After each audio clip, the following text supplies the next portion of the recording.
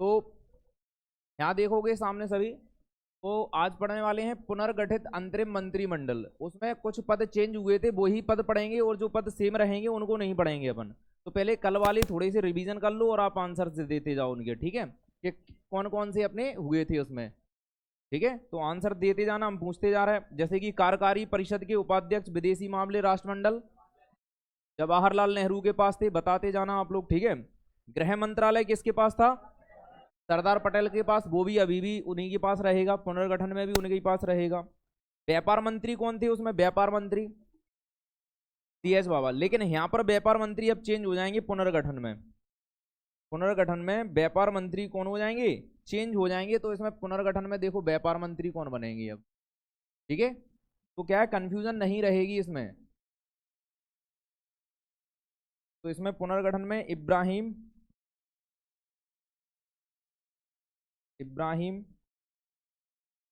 इस्माइल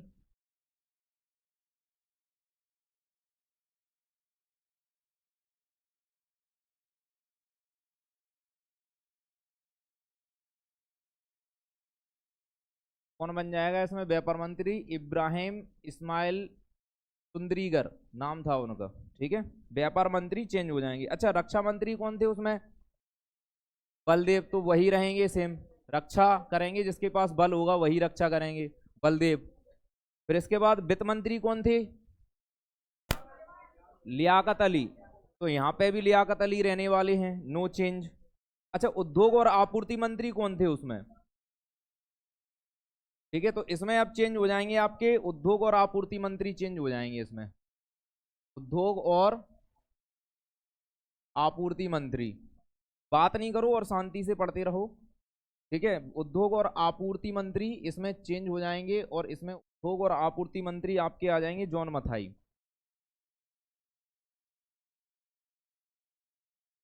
मुझे आपको पता है स्वतंत्र भारत के मंत्रिमंडल में जो रेलवे मंत्री भी बने थे, इनने भारत सरकार का पहला रेल बजट भी पेश किया था इनके द्वारा ही, तो वो रेल मंत्री उसमें बने थे जी, ध्यान रखना। तो अब देखो और कौन चेंज होते हैं। शिक्षा मंत्री कौन थे पहले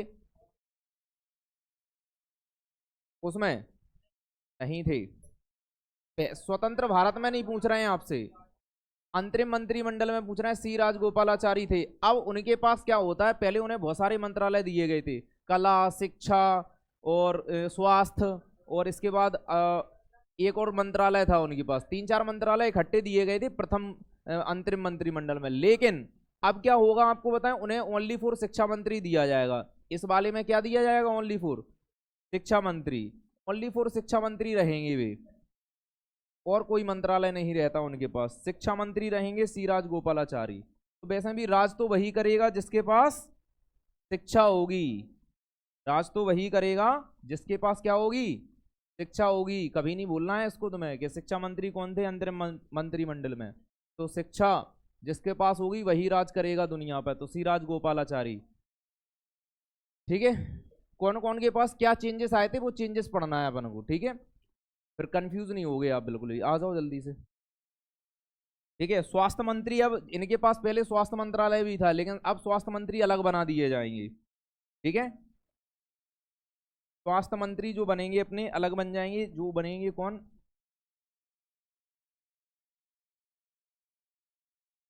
गजफर अली खां।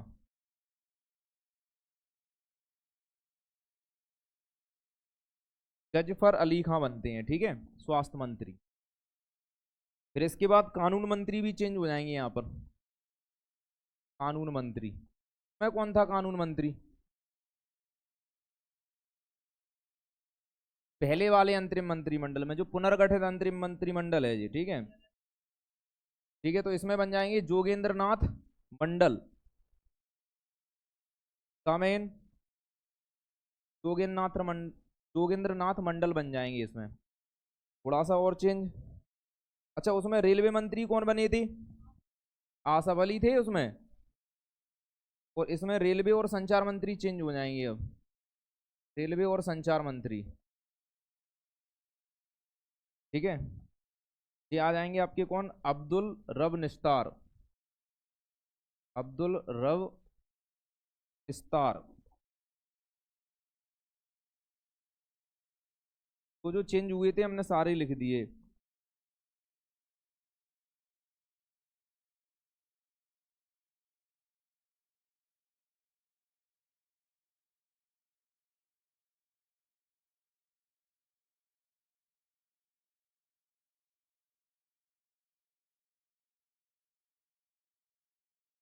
रेलवे और संचार मंत्री अब्दुल रब निस्तार बन जाएंगे। अच्छा, और जो भाभा के पास पहले कौन सा था? व्यापार मंत्री। अब भाभा को दूसरा दे दिया जाता है। जो कौन थे अपने CH भाभा थे, उनके पास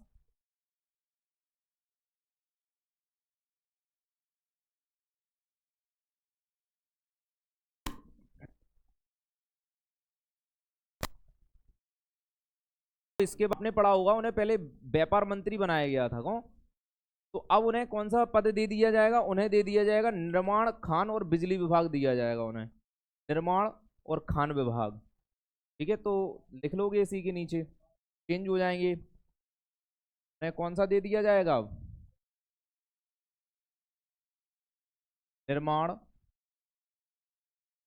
ठीक है, और खान, ठीक है, निर्माण, खान, और एक और था उनके पास, बिजली बोला था। कौन? निर्माण, खान और बिजली। हाँ,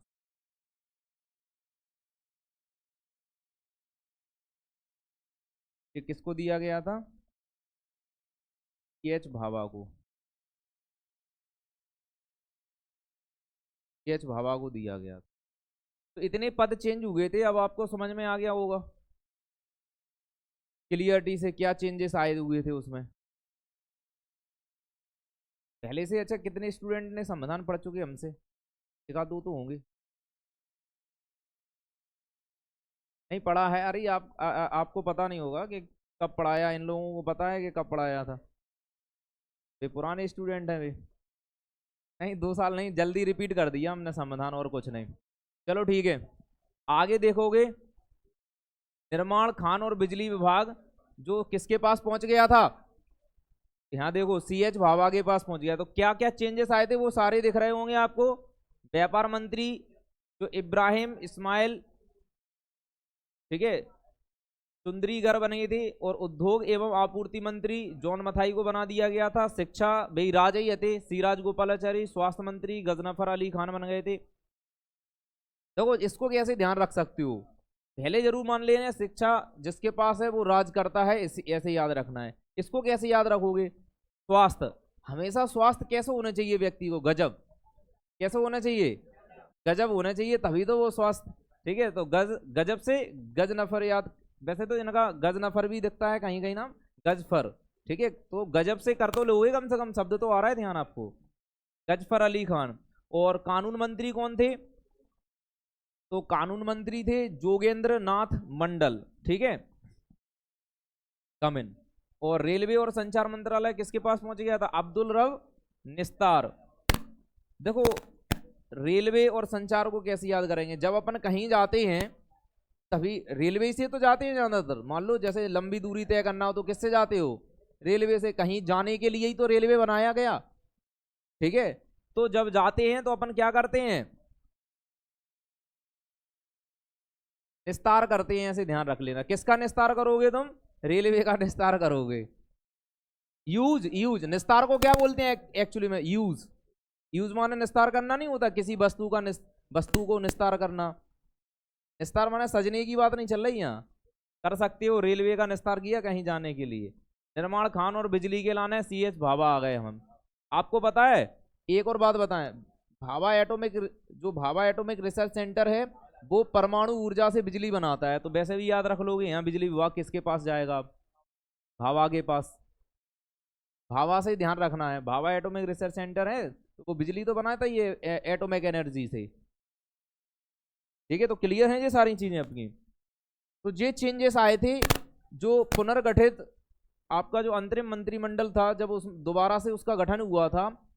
शुरुआत में 11 थे, फिर और बढ़ा दिए गए थे मंत्री। देखो, अब पहले आपको पता है उद्योग और आपूर्ति मंत्री, जो शिक्षा मंत्री को बहुत सारे मंत्रालय दे दिए गए थे सीराज गोपालाचारी को। 3-4 मंत्रालय था इनके पास, अब ये सब अलग अलग कर दिए गए। तो चेंजेस आए ना पिछली बार से। क्लियर हुआ? ठीक है, अब अपन पढ़ने वाले हैं क्या? ये तो हो गए कंप्लीट। कुछ फैक्ट और लिखा दे रहे हैं आपको, फिर आगे बढ़ते हैं अपन, ठीक है। कुछ फैक्ट और लिखना है इम्पोर्टेंट, तो नेक्स्ट पेज पे पहुंचेंगे अब अपन और कुछ फैक्ट लिखेंगे, ठीक है, संविधान से रिलेटेड। देखो, जैसे पूछा जाए कि संविधान के बारे में मत बहुत सारे लोगों ने दिए हैं संविधान से संबंधित। जैसे एक आपको बताएं, संवैधानिक विशेषज्ञ थे, उनका नाम था एन.ए. पालकीवाला। संवैधानिक विशेषज्ञ थे एन.ए. पालकीवाला। तो उन्होंने क्या कहा था कि जो संविधान की प्रस्तावना है उसको संविधान का प्रपत्र कहा था। उसे क्या कहा था? प्रपत्र। किसने कहा? पूछा जाता है कि संविधान की जो प्रस्तावना को संविधान का प्रपत्र किसने कहा था, तो एन.ए. पालकीवाला ने कहा था। संविधान की कुंजी प्रस्तावना को कहते हैं, ऐसा किसने कहा था? तो जवाहरलाल नेहरू के द्वारा कहा गया था। फिर ऐसे और भी मतलब हैं, जैसे कि आपको पता है भारतीय संविधान को कानूनों मतलब जो वकील थे, आपको पता है भारतीय संविधान के निर्माण में जो संविधान सभा के सदस्य थे वो सबसे ज्यादा वकील ही थे इनमें। तो आपको बताएं, भारतीय संविधान को वकीलों का स्वर्ग कहा जाता है, क्योंकि मैंने अपने हिसाब से अपने लिए हर एक चीज का तोड़ निकाल के रखा है पहले ही से। समझ पा रहे हैं बात को? तो क्या कहते हैं भारतीय संविधान को? क्या कहते हैं? वकीलों का स्वर्ग कहा जाता है। ऐसी बहुत सारे फैक्ट हैं जो अपन को लिखना है। फिर इसके बाद अपन स्टार्ट करेंगे भाग। जो संविधान के 22 भाग थे प्रारंभ में, अब तो वर्तमान में 25 हो गए हैं, वो भाग पढ़ना है। फिर इसके बाद अनुसूचियां पढ़ना है 12 है।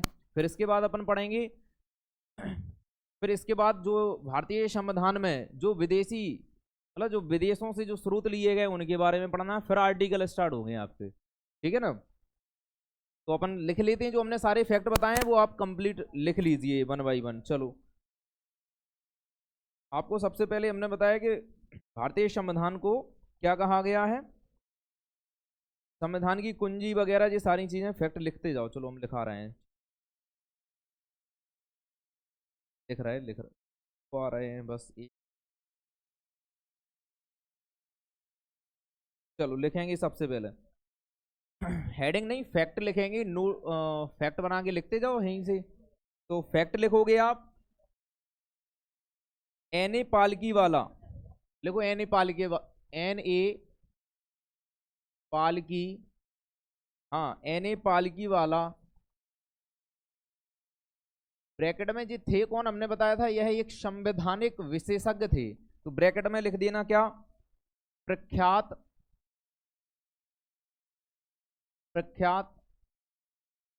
संवैधानिक विशेषज्ञ।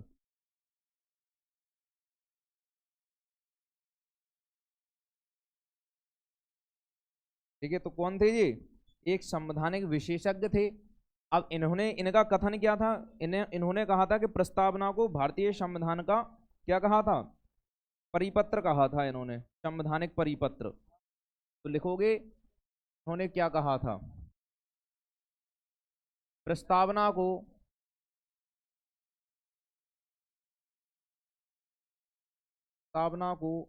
संवैधानिक प्रपत्र कहा। प्रस्तावना को संवैधानिक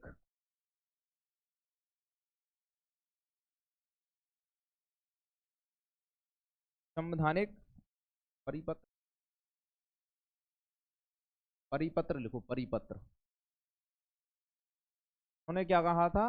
प्रस्तावना को संवैधानिक परिपत्र कहा।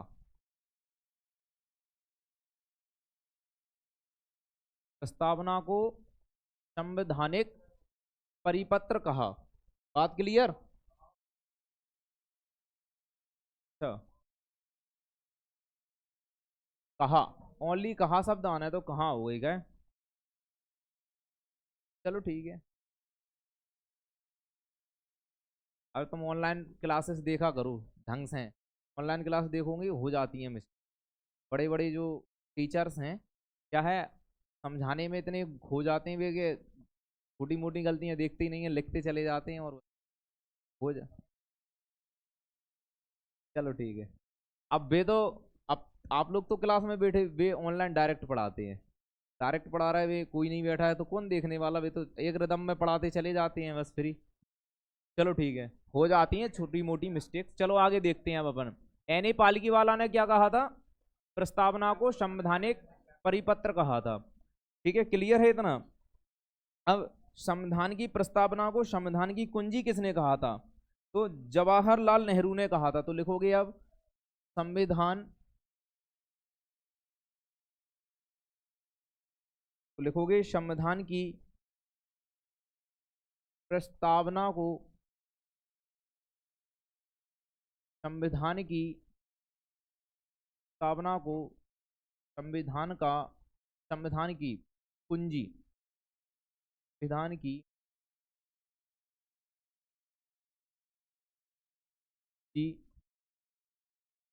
तो संविधान की प्रस्तावना को संविधान की कुंजी जवाहरलाल नेहरू के द्वारा कहा गया।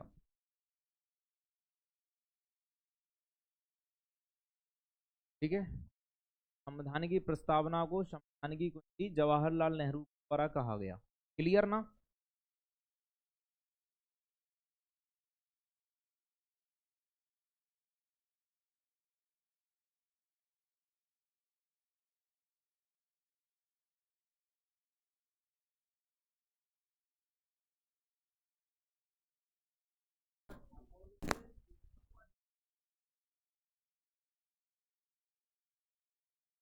क्या प्रस्तावना को किसने जो है संविधान की आत्मा कहा है? हाँ, ये बिल्कुल है फैक्ट।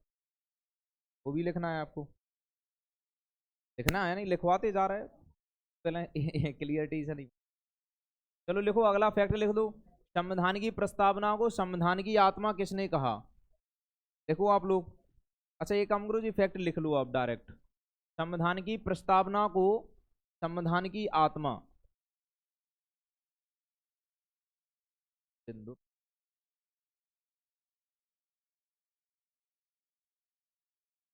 देखो संविधान की प्रस्तावना को संविधान की आत्मा,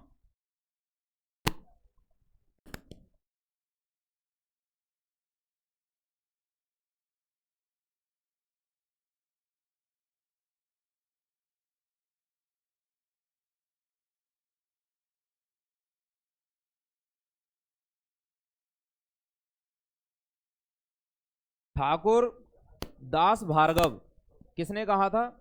ठाकुर दास भार्गव ने कहा। देखो ठाकुर दास भार्गव ने कहा। ठीक है, लिख लिया क्या सभी ने? अब लिखो, भारतीय संविधान को वकीलों का स्वर्ग कहा जाता है। लिख लो, ऐसे लिखोगे, भारतीय संविधान को, संविधान को वकीलों का स्वर्ग कहा जाता है। भारतीय संविधान को वकीलों का स्वर्ग कहा जाता है, क्योंकि इसका रीजन क्या बताया था हमने आपको कि भारतीय संविधान, इसका रीजन क्या बताया था कि भारतीय संविधान में सबसे, जो संविधान सभा बनी थी उसमें सबसे अधिक कौन थे? वकील थे, इसलिए इसको क्या कहते थे? वकीलों का स्वर्ग कहते थे। क्लियर है सभी को? देखो जल्दी से राइट डाउन करो इसे।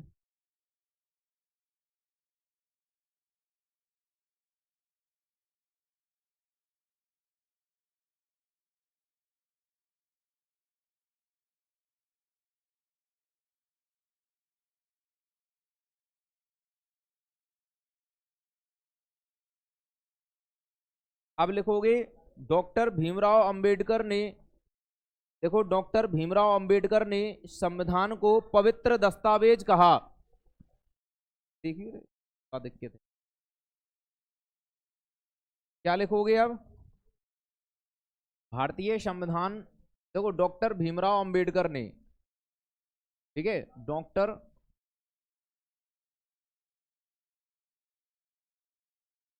अंबेडकर डॉक्टर अंबेडकर ने भारतीय संविधान को, भारतीय संविधान को पवित्र दस्तावेज कहा।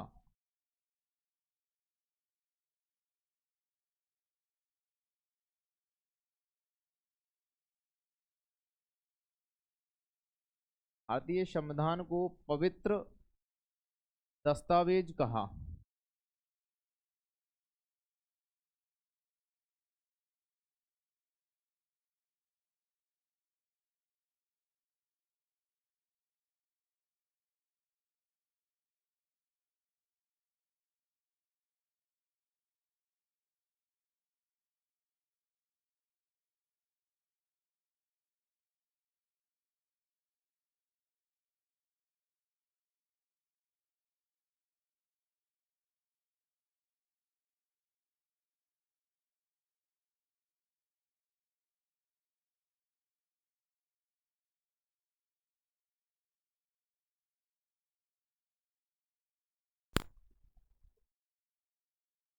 तो डॉक्टर अंबेडकर ने भारतीय संविधान को पवित्र दस्तावेज कहा था। लिख गया ना सभी का? तो अब इसके बाद अपन एक काम करते हैं, भाग पढ़ लेते हैं। भाग पूरे कंप्लीट 22 भाग पढ़ेंगे, ठीक है? कंप्लीट 22 भाग पढ़ना है अपन को।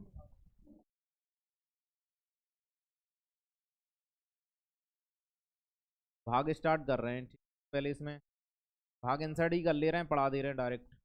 1 मिनट रुकना बस, ठीक है? तो देखोगे इसमें भारतीय संविधान के विदेशी स्रोत पढ़ना है, तो इसमें लगभग जो है 10 कंट्रियों से जो है स्रोत लिए गए। वैसे भारतीय संविधान का 75% हिस्सा किस अधिनियम से बनाया गया था? तो आपको पता है 1935 के अधिनियम से लिया गया 75% हिस्सा भारतीय संविधान का। ये फैक्ट भी हम पहले आपको पढ़ा चुके हैं। तो भारतीय संविधान के विदेशी स्रोतों में सबसे पहले अमेरिका के संविधान से कौन कौन से स्रोत लिए गए हैं वो चीजें पढ़ना है आपको। सबसे पहले नंबर 1 हेडिंग डाल लेना, अमेरिका कंट्री के बारे में पढ़ना है तो अमेरिका ही हेडिंग डाल लो आप लोग, ठीक है? अमेरिका, अमेरिका से क्या क्या लिया गया है वो सारी चीजें आपको लिखना है, ठीक है? तो अमेरिका के बारे में लिखते जाओ, इसमें से कौन कौन से स्रोत लिए गए हैं, ठीक है? तो एक काम करना, इसमें फैक्ट वाइज लिखते जाना क्या क्या लिया। अरे सॉरी सॉरी, अरे तुम देख के बता दिया करो।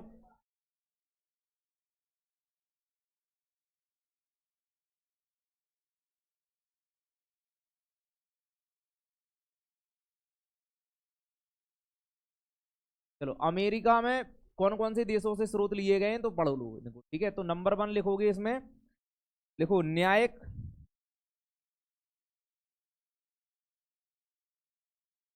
न्यायिक पुनरावलोकन, न्यायिक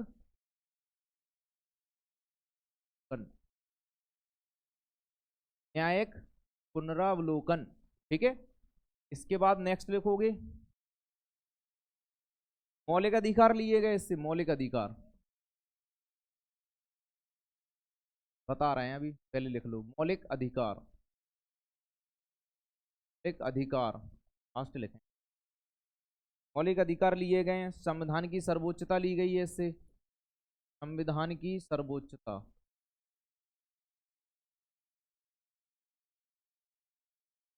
संविधान की सर्वोच्चता ली गई है इससे, संविधान की सर्वोच्चता ली गई है, संविधान की सर्वोच्चता, ठीक है? न्यायपालिका की स्वतंत्रता, न्यायपालिका स्वतंत्रता, ठीक है? न्यायपालिका की स्वतंत्रता ली गई है इसी से। इसके बाद देखोगे सुप्रीम कोर्ट एवं हाई कोर्ट के जजों को हटाने की प्रक्रिया, सुप्रीम कोर्ट एवं हाई कोर्ट, हाई कोर्ट के जजों को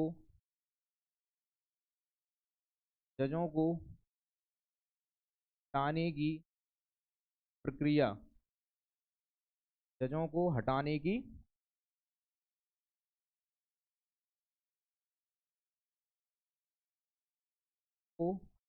प्रक्रिया,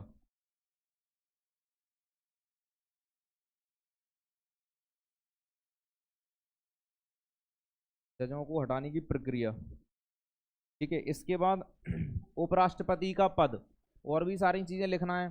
लिखते जाओ, हम आगे बढ़ाते जा रहे हैं, ठीक है। आप लोग साथ में लिखते जाना।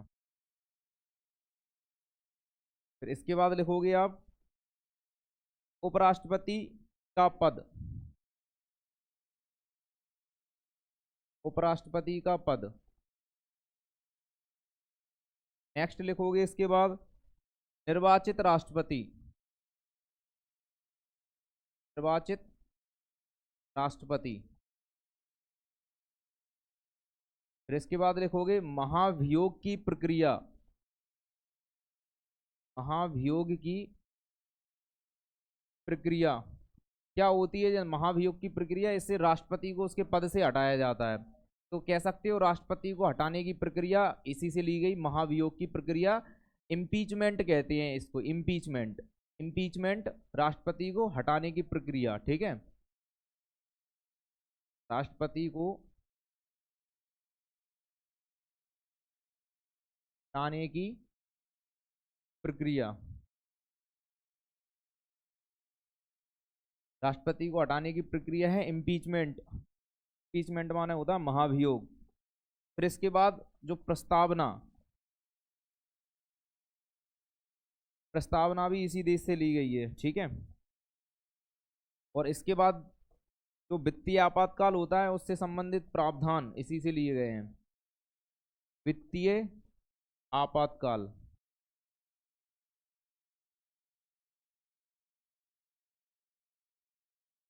वित्तीय आपातकाल दर्जे आर्टिकल 360 में है, तो हम बाद में बता देंगे आप। ये सारी चीजें हैं अमेरिका से ली गई हैं। देखो संविधान की सर्वोच्चता के भारत, जैसे कि किसी भी कंट्री में संविधान को पहली प्राथमिकता दी जाती है, ठीक है। संविधान की सर्वोच्चता ली गई है इसी से, ठीक है। मौलिक अधिकार लिए गए हैं, न्यायिक पुनरावलोकन लिया गया है, ठीक है। न्यायपालिका की स्वतंत्रता, मतलब जो न्यायपालिका होती है, मतलब जिसमें सुप्रीम कोर्ट, हाई कोर्ट, ये सारी न्यायपालिका में ही आती हैं। इन पर किसी का भी कोई भी अधिकार, मतलब जैसे मान लो भारत सरकार है, तो भारत सरकार इन पर दबाव नहीं बना सकती बिल्कुल भी। ये अपने आप में कैसे है, न्याय करने के लिए स्वतंत्र हैं, किसी भी प्रकार का इन पर दबाव नहीं रहता है, इसलिए न्यायपालिका की स्वतंत्रता रहती है हमेशा।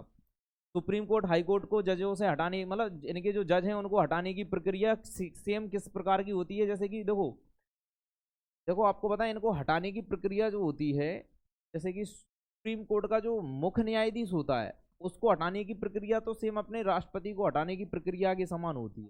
लेकिन जो छोटे मोटे होते हैं उनको तो जो बड़े पद वाले होते हैं वो भी हटा सकते हैं। जैसे कि मान लो हाई कोर्ट के जज हैं, वो तो फिर हटा सकते हैं ना कोई भी, ठीक है। वैसे राष्ट्रपति को अधिकार है, आपको बताएं, उनकी जैसे कि हाई कोर्ट के जितने भी जजों की नियुक्ति होती है, उनकी नियुक्ति, उनको उनके पद से हटाने का पूरा अधिकार किसको रहता है? राष्ट्रपति को रहता है। राष्ट्रपति के पास जो पावर है, आपको बताएं। उपराष्ट्रपति का पद निर्वाचित राष्ट्रपति, यहीं से जो निर्वाचित राष्ट्रपति होता है वो उसका पद यहीं से लिया गया।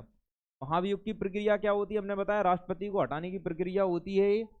राष्ट्रपति को हटाने की प्रक्रिया आपको बताएं कि किस प्रकार से महाभियोग चलाया जाता है संसद में। संसद के दोनों सदनों में, पहले लोकसभा, राज्यसभा में तो राष्ट्रपति को हटाने से संबंधित जो बिल पेश किया जाता है, फिर जो पूरी प्रोसेस होती है कंप्लीट, तब राष्ट्रपति को उसके पद से हटाया जाता है।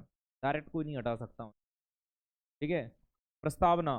प्रस्तावना जो अभी पता है, भारत, आपने भारतीय संविधान की भी प्रस्तावना पढ़ी हुई है थोड़ी सी, कि हम भारत के लोग, भारत की संप्रभुता, एकता, अखंडता, ठीक है। तो अपनी प्रस्तावना यहीं से ली गई कि प्रस्तावना होना चाहिए। उस प्रस्तावना में पूरे जो भारतीय संविधान को बनाने का लक्ष्य होता है, पूरा छोटे शब्दों में सार लिखा रहता है, सारांश मान लो एक प्रकार से। वित्तीय आपातकाल क्या होता है?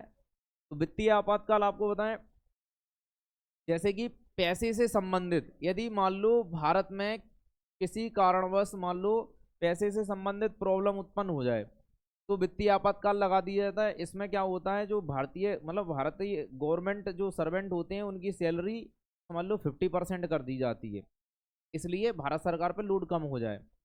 लेकिन ऐसा भारत में अभी तक, जब से भारत आज़ाद हुआ, ऐसा कभी एक भी बार नहीं हुआ है कि भारत के पास पैसा ना हो, ठीक है। तो भारत में आज तक के रिकॉर्ड में वित्तीय आपातकाल नहीं लगाया गया। हाँ, और प्रकार के आपातकाल लगाए गए हैं, 2 प्रकार के आपातकाल और भी होते हैं इसमें, 2 प्रकार के आपातकाल और भी होते हैं। बताएंगे वो होते हैं, जैसे कि एक राष्ट्रीय आपातकाल होता है जो पूरे देश पे लगाया जाता है जब विदेशी आक्रमण या किसी देश से युद्ध चलता है, तो वित्तीय आपातकाल मतलब वो सॉरी राष्ट्रीय आपातकाल लगा दिया जाता है। और राष्ट्रपति शासन होता है एक, जो राज्यों पर लगाया जाता है, जैसे किसी राज्य में संवैधानिक उनका तंत्र होता है वो विफल हो जाए, जैसे मान लो सीएम वगैरह हैं, कोई सरकार गिर जाए किसी कारण, बस कोई सरकार नहीं चले, तो फिर क्या होगा, उस पर राष्ट्रपति शासन लगा दिया जाता है, राष्ट्रपति का शासन किया जाता है उस पर। यही हर राज्य पे लग चुका है, आपको पता है राष्ट्रपति शासन, तो लगभग बहुत से राज्यों पे लग चुका है।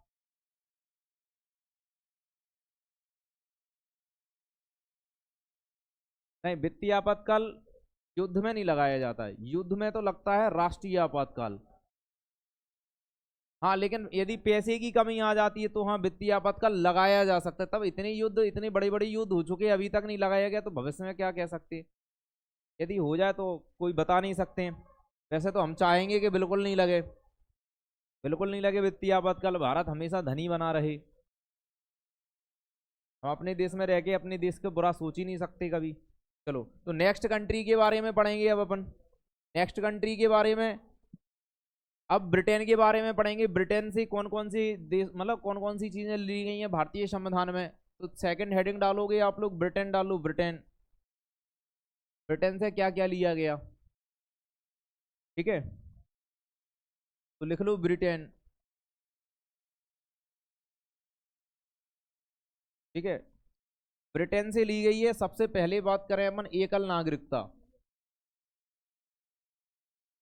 फैक्ट में लिखेंगे अपन एकल नागरिकता, एकल नागरिकता, ठीक है। फिर नेक्स्ट लिखोगे आप इसमें विधि निर्माण की प्रक्रिया,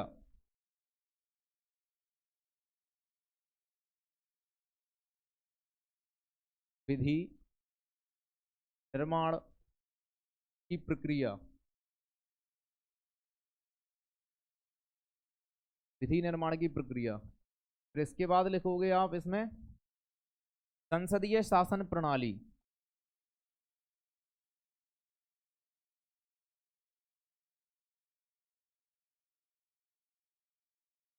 संसदीय शासन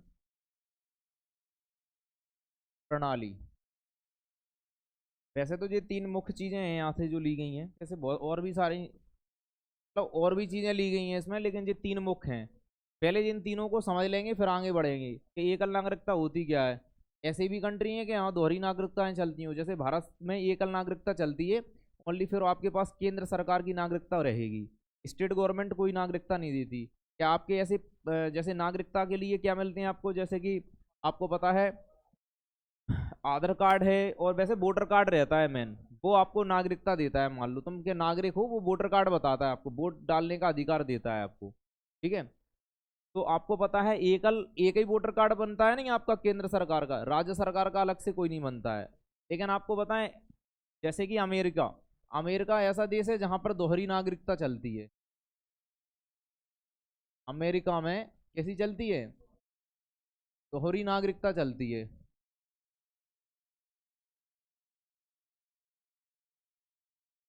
तो पूछा भी गया कई बार एग्जाम में कि बताओ कौन सी कंट्री में जो है दोहरी नागरिकता चलती है, तो अमेरिका में चलती है। किस प्रकार की दोहरी नागरिकता, वहां पर आपको बताएं सेंट्रल गवर्नमेंट की अलग रहती है और स्टेट गवर्नमेंट की अलग रहती है वहाँ।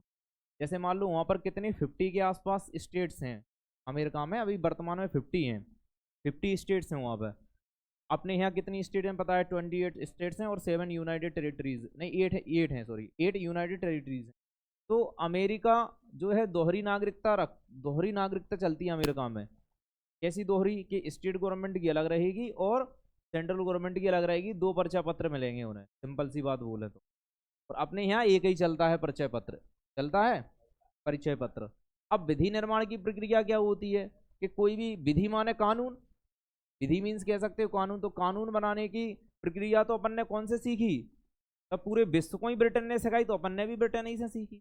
क्योंकि सबसे पहले आपको पता है जो मैग्ना कार्टा नामक प्रपत्र बना था, वैसे भी पता है ब्रिटेन को ही कहते हैं सभी देशों के संविधान की जननी, ब्रिटेन को ही तो कहते हैं सभी देशों के संविधान की जननी, तो कानून बनाना उन्हें ही सिखाया, तो भाई विधि निर्माण की प्रक्रिया भी उनसे ही ली है अपन ने। अब ये क्या होता है, संसदीय शासन प्रणाली। संसदीय शासन प्रणाली समझ लो क्या होती है। जैसे कि आपको पता है संसदीय शासन प्रणाली यहाँ पर मतलब जो गवर्नमेंट होती है उसको कई स्तरों में बांट दिया जाता है। जैसे सेंट्रल गवर्नमेंट, स्टेट गवर्नमेंट, उससे भी छोटे लेवल पे गवर्नमेंट्स बनाई जाती हैं। इसी को कहते हैं संसदीय शासन प्रणाली। इसमें जो नेतृत्व होता है वो कई हिस्सों में बांट दिया जाता है। समझ पा रहे हैं बात को? इसी को कहते हैं संसदीय शासन प्रणाली। ठीक है, क्लियर बात समझ में आई? संसदीय शासन प्रणाली, जैसे कि संसद बनाई गई, संसद में लोकसभा है, राज्यसभा है, ये तो सेंट्रल में हो गई। फिर निचले स्तर पे जो विधानमंडल बनते हैं, विधानसभा बनती है, विधान परिषद बनती है, और उससे भी नीचे चले जाओ आप तो एक जिला पंचायत रहती, बिल्कुल सही, जिला पंचायत रहती। उससे नीचे चले जाओ जनपद पंचायत, उससे भी नीचे चले जाओ तो ग्राम पंचायत रहती है। ठीक है, और फिर इसमें जो नगरीय स्वशासन होता है उसमें नगर पालिका, नगर नगर निगम और नगर परिषद रहती है, तीन जैसे कि अपने एमपी में भी है। एमपी में बात करें तो नगर पालिकाएं नगर निगम कितनी है, तो समथिंग 16 के आसपास नगर निगम है, 2 प्रस्तावित हैं अभी भी, तो 18 हो जाती। 98 के आसपास जो है नगर पालिकाएं हैं, और नगर परिषद तो बहुत सारी हैं, समथिंग 250-300 के आसपास होंगी नगर परिषद। जैसे इंद्रगढ़ क्या है अपनी, नगर परिषद है, और दतिया जो है नगर पालिका है, और ग्वालियर क्या है, नगर निगम है। ठीक है ना? तो समझ में आ गया होगा। ब्रिटेन, तो ब्रिटेन में एकल नागरिकता ली गई है, विधि निर्माण की प्रक्रिया ली गई है, और संसदीय शासन प्रणाली भी यहीं से ली गई है। ठीक है, चलो आज क्लास यहीं रहने दो।